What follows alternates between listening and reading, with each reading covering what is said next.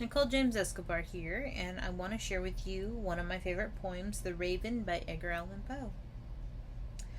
Once upon a midnight dreary, while I pondered weak and weary over many a quaint and curious volume of forgotten lore, while I nodded, nearly napping, suddenly there came a tapping, as of someone gently rapping at my chamber door.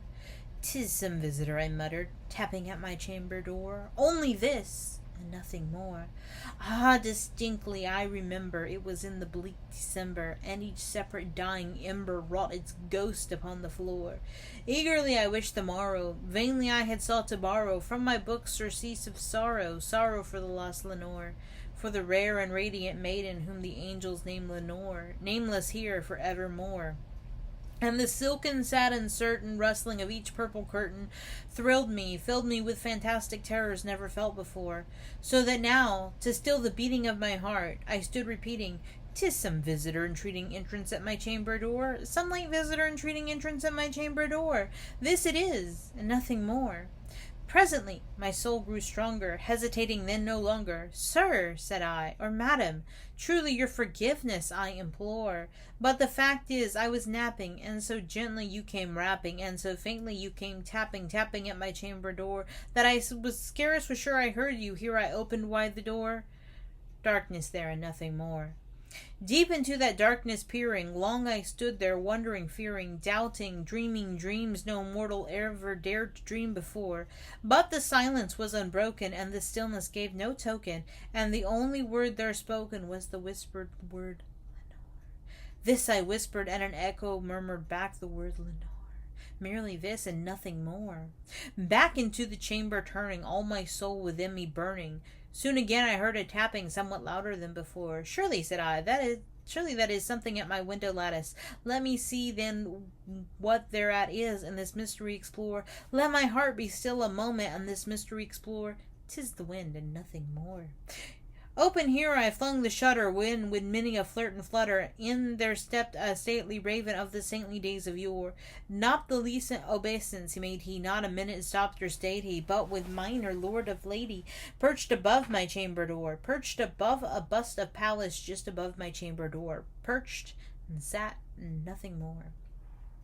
Then this ebony bird, beguiling my sad fancy into smiling, by the grave and stern decorum of the countenance it wore, "Though thy crest be shorn and shaven, thou," I said, "art sure no craven, ghastly, grim, and ancient raven, wandering from nightly shore. Tell me, what is thy lordly name is on the night's Plutonian shore?" Quoth the raven, "Nevermore." Much I marvelled this ungainly fowl to hear discourse so plainly, though its answer little meaning, little relevancy bore. For we cannot help agreeing that no living human being ever yet was blessed with seeing bird above his chamber door, bird or beast above the sculptured bust above his chamber door, with such a name as Nevermore. But the raven, sitting lonely on the placid bust, spoke only that one word, as if his soul in that one word he did outpour. Nothing further than he uttered, not one feather then he fluttered, till I scarcely more than muttered, "Other friends have flown before. On the morrow he will leave me, as my hopes have flown before." Then the bird said, "Nevermore." Startled by the stillness broken by reply so aptly spoken, "Doubtless," said I, "what it utters is its only stock and store, caught from some unhappy master, whom unmerciful disaster followed fast and followed faster, till his songs one burden bore, till the dirges of his hope that melancholy a burden bore of never, never more."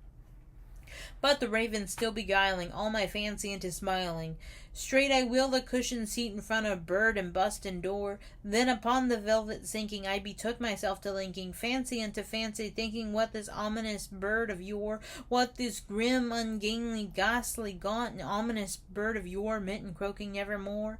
This I sat in guessing, but no syllable expressing to the fowl whose fiery eyes now burned into my bosom's core. This and more I sat divining, with my head at ease reclining on the cushion's velvet lining that the lamplight gloated o'er, but whose velvet violet lining with the lamplight gloating over she shall press, ah, nevermore. Then methought the air grew denser, perfume from unseen censers, swung by seraphim whose footfalls tinkled on the tufted floor. Wretch, I cried, thy God hath lent thee, by these angels he hath sent thee, respite nepenthe from thy memories of Lenore. Quaff, oh quaff this kind nepenthe, and forget this lost Lenore. Quoth the raven, nevermore. Prophet, said I, thing of evil, prophet still, if bird or devil, whether tempter sent or whether tempest tossed thee here ashore, desolate yet all undaunted, on this desert land enchanted, on this home by horror haunted, tell me truly, I implore, is there balm in Gilead? Tell me, I implore. Quoth the raven, nevermore.